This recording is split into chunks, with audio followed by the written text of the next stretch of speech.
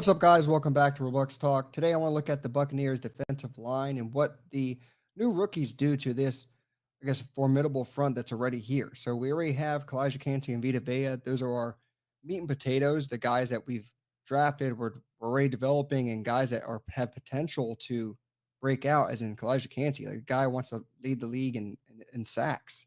And that's not just on this team. He just wants to lead the league. So that's high praise for him. We all know he has the ability. It's just staying healthy. That was the big question mark last year. That's a big question mark with his rookie season.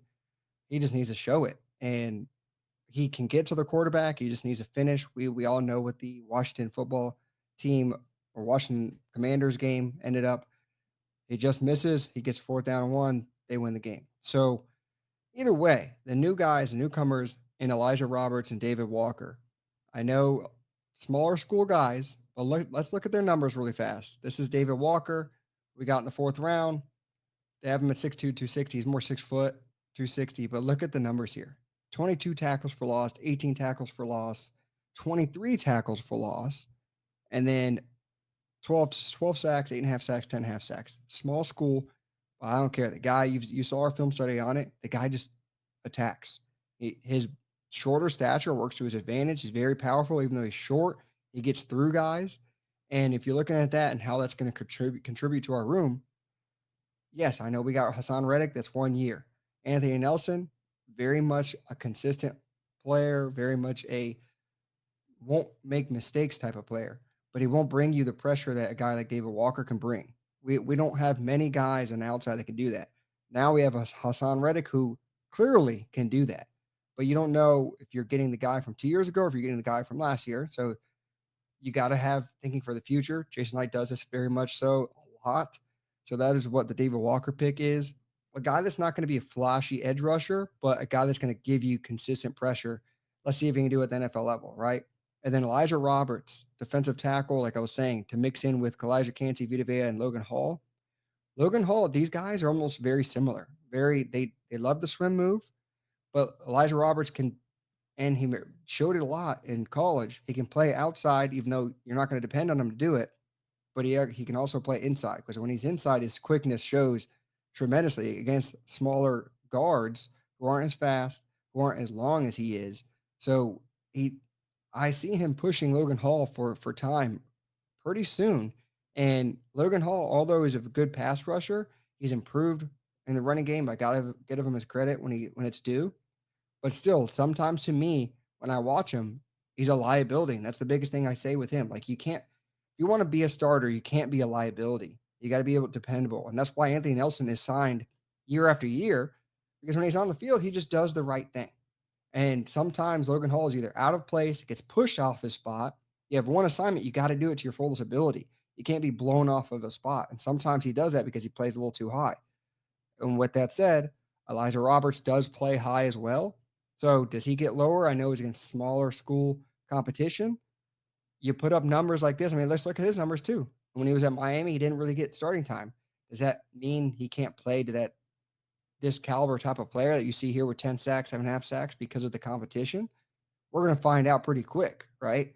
But the thing is, when he did actually get a lot of playing time and a lot of starting time, 13 tackles for loss, 11 tackles for loss, 10 sacks, 7.5 sacks, staying on the field. And when we did his film study, the guy is normally in the right spot. He isn't afraid of contact. He will take on pulling blockers and get through it. Guys like that, that is football. That is not wanting to shy away from contact. That's not just trying to attack a zone. That's understanding the whole scheme of the defense, playing 11 as one. And that's something we talk about a lot here. You're not trying to be doing in it for yourself and then letting the linebackers behind you take a guard pulling because you were supposed to body that guy.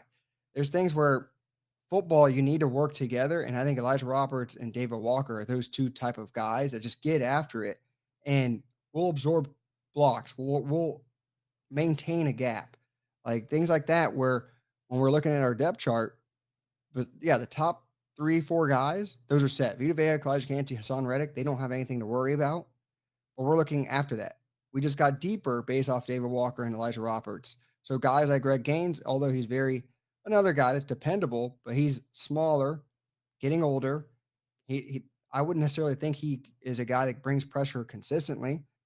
You got a guy now that Elijah Roberts who can be used interchangeably on the outside if it's a early down or inside if it's a later down and we need to get it pass rush, right? Because he can play the run really well. He can set the edge. So if you want to play him early downs like that, interchangeably to give Anthony Nelson some rest or something like that, there you go. So I really like the draft and the way they found ways to improve almost every room. And you don't know yet because they haven't put pads on in the NFL ranks, but with the areas that they improved in and guys that look like they're good people, I really like the way Jason Light went through this draft, and he's going to have ways to push guys that clearly, like Jamel Dean and Logan Hall, who you don't necessarily think are dependable. One because of injuries, Jamel Dean, and then just in the running game and just shooting gaps with Logan Hall, you found a way to kind of improve on it.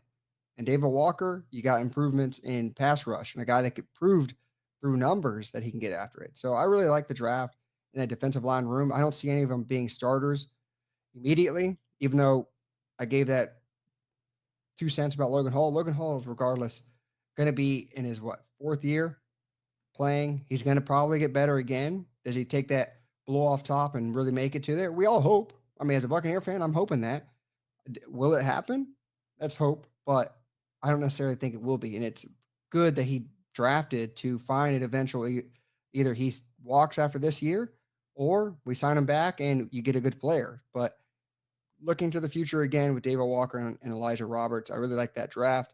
Guys, let us know down below. What do you think about the defensive line pickups? Like, I know we all have film studies on them. Go check them out and let us know what you think about it. And with that said, until the next one.